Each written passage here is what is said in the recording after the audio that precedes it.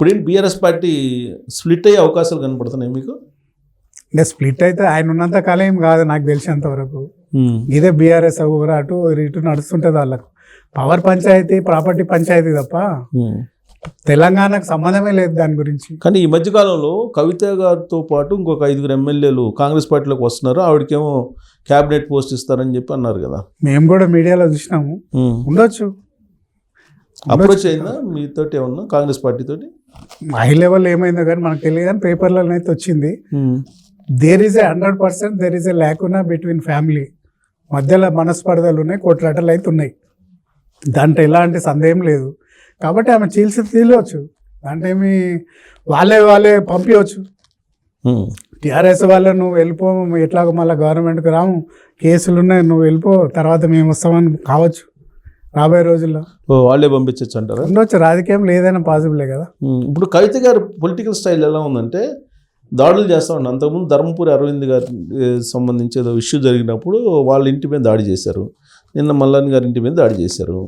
ఇలాంటి దాడులు చేసుకుంటూ పోతే తెలంగాణలో ఇండస్ట్రియలిస్టులు వస్తారా? ఒకటండి, ఎప్పుడైనా కానీ ఫ్రస్ట్రేషన్లు ఉన్నప్పుడే ఇలాంటివి జరుగుతాయి. గవర్నమెంట్ స్ట్రిక్ట్ ఉన్నప్పుడే టెర్రరిజం పెరుగుతుంది. లూజ్గా ఉన్నప్పుడు వాళ్ళు వస్తారు, పబ్లిక్లో ఉంటారు, వాళ్ళకి ఏం కావాలో చేసుకుంటారు, వెళ్ళిపోతారు. ఎప్పుడైతే పరిపాలన స్ట్రిక్ట్గా కరెక్ట్గా నడుస్తుంటుందో ఇవన్నీ వస్తుంటాయి. వాళ్ళకి స్పేస్ లేకుండా పోయింది. ఏం మాట్లాడితే కూడా పబ్లిక్ రెస్పాన్స్ వస్తలేదు. ఇలాంటి చిల్లర దందాలు చేస్తే అనుకుంటారు, కానీ రాబోయే రోజు చాలా స్ట్రింజెంట్ యాక్షన్స్ ఉంటాయి. ఏముంటాయి? ఇప్పుడు వరుసగా ఈ 4 రోజులు ఈ 10-15 రోజుల నుంచే మహానిర్దేశం మీద దాడి చేశారు. తర్వాత సరే రాధాకృష్ణ గారి మీద ఏదో దాడి చేయడానికి ప్రయత్నం చేశారు, ఏదో అది కాలేదు. ఇప్పుడు లేటెస్ట్గా ఇప్పుడు మల్లన్న ఇంటి మీదకి వెళ్ళారు. మరి ఇలా దాడులు చేసుకుంటూ మళ్ళీ దాడులు చేస్తామని చెప్తున్నారు కదా, వాళ్ళ మీద మీరు ఎందుకు చర్యలు తీసుకోలేకపోతున్నారు? ఇప్పుడే కదా బుక్ అయింది, దాని యాక్షన్ ఉంటుంది, లీగల్ యాక్షన్ ఉంటుంది. ప్రతి ఒక్కరి ఇద్దరి మీద కౌంటర్ కేసులు పడ్డాయి. అటెంప్ట్ మర్డర్ మీద పెట్టిండ్రు, రాంగ్ఫుల్ కన్ఫైన్మెంట్ కింద బుక్ అయింది. తర్వాత హార్మ్ఫుల్ ఆర్మ్స్ యాక్ట్ కింద కూడా 25-27 కింద కూడా బుక్ అయింది. మల్లన్న మీద ఫైర్ ఓపెన్ చేసిరు కదా. కాబట్టి ఇద్దరి మీద కౌంటర్ కేసులు ఉన్నాయి. ఇవాళ కాకపోతే రేపు లోపల పోవాల్సి వస్తుంది. వాళ్ళిద్దరు కోర్టు పోవాల్సిన 100% ఉంటుంది. ఈ దాడులు అనేది చేతగాని వాళ్ళు చేసే పనులు తప్ప ఇంకా వేరేది ఏం లేదు. సో నాకు తెలిసి కేసీఆర్ గారు ముఖ్యమంత్రిగా ఉన్నప్పుడు పరిపూర్ణానంద స్వామి, కత్తి మహేష్ వీళ్ళిద్దరి మధ్య వాద ప్రతివాదనలు జరిగినప్పుడు ఇద్దరిని బహిష్కరించారు. అవును.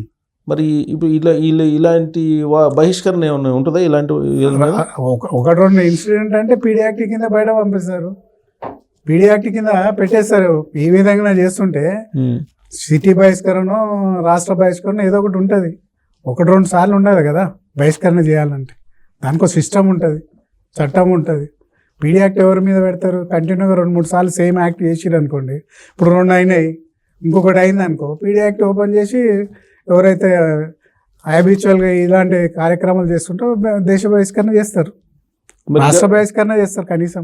జగదీష్ రెడ్డి గారు టీడీపీ గవర్నమెంట్ ఉన్నప్పుడు సిటీలో కొంతమంది రౌడీ షీటర్ని తడిపారు చేసిండు చంద్రబాబు నాయుడు, సిటీలో ఉండకుండా.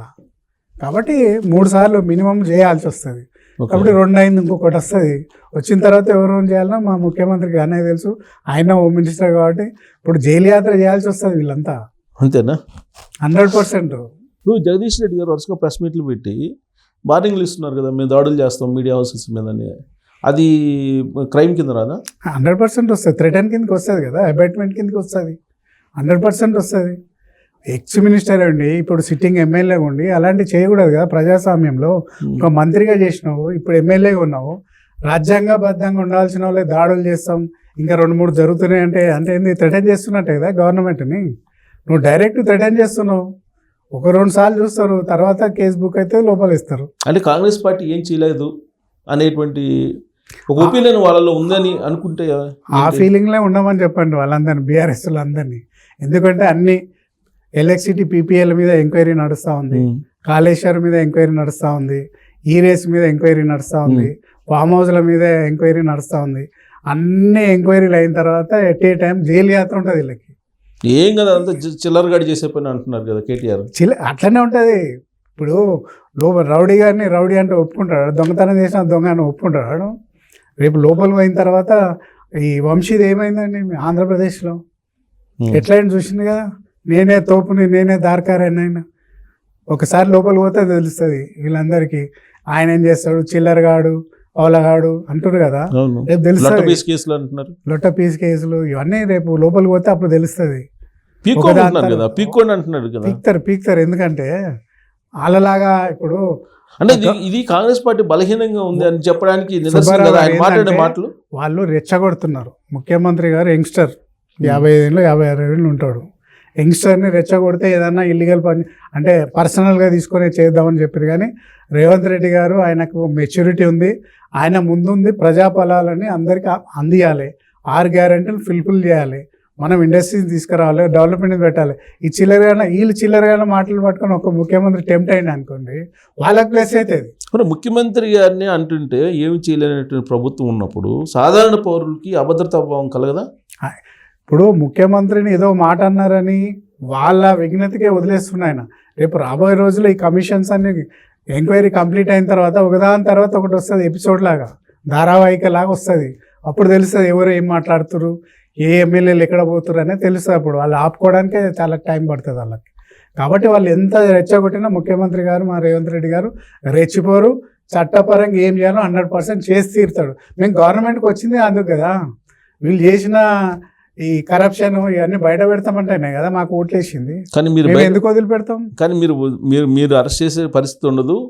కాంగ్రెస్ పార్టీ అధిష్టానం దగ్గరికి ఆల్రెడీ వాళ్ళు టచ్లో ఉన్నారు. రాబోయే రోజుల్లో కాంగ్రెస్ పార్టీ తోటి పొత్తు పెట్టుకునే అవకాశం కూడా ఉంది బీఆర్ఎస్ పార్టీ. అందుకని రేవంత్ రెడ్డి గారిని తీసేసిన ఆశ్చర్యపోవసలేదు ముఖ్యమంత్రి నుంచి అని చెప్పి ఇంకొక వర్షన్ అనిపిస్తుంది కదా. ఇప్పుడు కాంగ్రెస్ పార్టీ లేకుంటే రేవంత్ రెడ్డి కాదు, చట్టం ఉంది, చట్ట ప్రకారంగా అరెస్ట్ అవుతారు. పోలీసు వాళ్ళు అరెస్ట్ చేస్తారు, ముఖ్యమంత్రి అరెస్ట్ చేయరు కదా. 100% అవుతారు. రేపు ఆయన ఉన్నా వేరున్నా ఎవరున్నా కూడా 5 ఏళ్ళ వరకు రేవంత్ రెడ్డికి ఎవరు కదిలియలేడు. ఇది పక్కా రాసి పెట్టుకోండి. కాబట్టి 5 ఏళ్ళ రూపాయలు ఇంకా 1-2 months అయితే అన్ని కమిషన్స్ అన్ని ఇప్పుడు కాళేశ్వరం దాదాపు ఎండింగ్కి వచ్చేసింది. ఈ రేస్ అయితే చాలా వరకు అయిపోయింది. ప్రభాకర్ రావు నడుస్తుంది కాబట్టి August 5th వరకు ఏదో ఉన్నట్టుంది ఆయనకు స్టే. సుప్రీంకోర్టుకు పోయినారు స్టే వేకేట్ చేయడానికి. కాబట్టి ఇవన్నీ కూడా ఒకటేసారి వస్తాయి, ఒకదాని తర్వాత ఒకదాని మీద బెయిల్ వస్తే ఇంకొకటి వస్తుంది. సార్ ఎలక్షన్ వరకు లోపలనే ఉండాలి. కానీ ఎక్కువ మందికి నమ్మకం లేదు మీరు అరెస్ట్ చేస్తారని, మీ గవర్నమెంట్ అరెస్ట్ చేయగలదు, అంత ధైర్యం చేయగలదు అనే దాని మీద సుబ్బారావు గారు ఆ మాటలనే ఉంది, రెచ్చగొడుతున్నారు. ఒక గవర్నమెంట్ పార్టీ కానీ ముఖ్యమంత్రి రెచ్చిపోయి పనిచేయరు ఎప్పుడే. కానీ చట్ట ప్రకారంగా ఈరోజు విజయ్ కుమార్ డీసీపీ కానీ ఏసీపీ లెవెల్లో ఒక ఐపీఎస్ ఆఫీసర్ ప్రభాకర్ రావుని చేస్తూ ఉన్నారు. ఇన్నిసార్లు చెప్పినా కూడా ఏ విధంగా అవుతుందో తెలుసుగా. నా దగ్గర ఫోన్ లేదు, తీసుకుపోయినరు, చిన్నపిల్లలాగా చెప్తున్నారు. ఎప్పుడే కానీ intelligence DG direct report the CM. నువ్వు ఎక్కడన్నా చూసుకొని డీజీపీకి చేయరు, వాళ్ళు డైరెక్ట్ సీఎంకే చేస్తారు. ఆయన డీజీపీకి చేస్తారు కదా, నేను సీఎంకి ఎందుకు చేస్తారని ప్రాక్టీసెస్ ఉంటాయి కొన్ని. పొద్దుగాల ఎన్టీ రామారావు ఉన్నప్పుడు విజయరామారావు గారు చెప్పేవాళ్ళు, ఇంటెలిజెన్స్ డీజీ ఉన్నప్పుడు ఉదయం 4 o'clock ఏం జరుగుతుందో పోయి చెప్పేవాళ్ళు డైరెక్ట్. డీజీపీకి తర్వాతే చెప్తారు కదా. కానీ మీ గవర్నమెంట్లో జరుగుతున్న విచారణలు డిఫరెంట్ అంటున్నారు కదా. కేటీఆర్ చెప్తున్నాడు కదా, నేనే పోయి వాళ్ళని నేనే ఇంట్రాగేషన్ చేసాను, వాళ్ళు కాదు అడిగింది, నేనే అడిగాను వాళ్ళని అని చెప్పి. అట్లనే ఉంటుంది. జగన్ కూడా అట్లనే చెప్పిండు. జగన్ కూడా అప్పుడు లోపల పిలుస్తుంటే జేడీ లక్ష్మీనారాయణ చేస్తుంటే నేనే అది చెప్పిన అన్నాడు. తర్వాత 4 సార్లు 5 సార్లు తీసుకుపోయి లోపల వేసిన 16 నెలలు లోపల ఉన్నాడు. కాబట్టి వీళ్ళు సేమ్ కదా సేమ్ క్లాస్ అట్లనే అంటారు, నేనే నేర్పించిన. వీళ్ళు కింద పడ్డది అంటారు, మీద పడ్డది అంటారు. అదే కదా వాళ్ళ టాలెంట్. కాబట్టి రేపు తెలుస్తుంది రేవంత్ రెడ్డి దెబ్బేందో. అబ్బా అనాలే రేవంత్ రెడ్డి దెబ్బేస్తే. ఇప్పుడు ఈ రెండు పార్టీలు ఒకే రాగా దాడులు, అక్కడ దాడులు చేస్తున్నారు, ఇక్కడ ప్రొవోక్ చేస్తున్నారు, అక్కడ గవర్నమెంట్ని ఇక్కడ ప్రొవోక్ చేస్తున్నట్టు, ఇద్దరు ఒకే వేవ్ లెంత్లో వెళ్తున్నట్టు అనిపిస్తుంది. నేను అదే చెప్తున్నా కదా, అక్కడ కూడా ఆయన పదవి పోయిందని ఆయన ఫ్రస్ట్రేషన్లో ఉన్నాడు జగన్మోహన్ రెడ్డి గారు. ఇక్కడ మనం ఎట్లా ఓడిపోయినా ఒక రేవంత్ రెడ్డి ఒక రైతు బిడ్డ రేవంత్ రెడ్డి ఎప్పుడు మినిస్టర్ చేయలేదు, నన్ను ఓడగొట్టడం అనేది ఆయనకు డైజెస్ట్ అయితే లేదు పార్టీకి ఈ రోజుకి. వాస్తవం, ఎవరు కూడా ఎక్స్పెక్ట్ చేయలే. 6 నెలల ముందు డిపాజిట్ రాలేదండి మాకు, 6 నెలల్లో ముఖ్యమంత్రి అయ్యిండు, అది డైజెస్ట్ అయితే లేదు వాళ్ళకు. మెయిన్గా అసెంబ్లీ సెక్రటరేట్ కట్టింది దేని గురించి? కొడుకుని కూర్చోబెట్టడానికి. ఇప్పుడు రేవంత్ రెడ్డి కూర్చున్న వరకు ఎవరికైనా ఉంటుంది కదా లోపల, అది డైజెస్ట్ అయితే లేదు వాళ్ళకు. దాంట్లో తప్పుల మీద తప్పులు, తప్పుల మీద తప్పులు, అవలగాడు అంటారు, అది అంటారు, ఇది అంటారు, ఇష్టం వచ్చినట్టు మాట్లాడతారు.